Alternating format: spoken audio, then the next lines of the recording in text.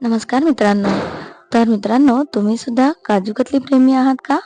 आणि या सणासुदीच्या दिवसांमध्ये तुम्ही फक्त काजू कतली ही मिठाई घरात आणणे प्रेफर करता? तर मित्रांनो, हा व्हिडिओ तुमच्यासाठी आहे. मित्रांनो, काजू कतली ह्या मिठाईचा खप सणासुदीच्या दिवसांमध्ये खूप वाढलेला दिसून येतो. पण इतर मिठायांप्रमाणेच काजू कतलीमध्ये सुद्धा भेसळीचे प्रमाण वाढलेले आहे.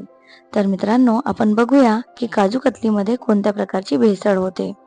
काजूंच्या ऐवजी शेंगदाणे मिसळले जातात, म्हणजेच ती काजूची पूड नसून ती शेंगदाण्याची पूड असते. त्याचप्रमाणे खोटी साखर, शुद्ध साखरेऐवजी खोटी साखर, कृत्रिम गोड पदार्थ हे स्वीटनर म्हणून वापरले जातात.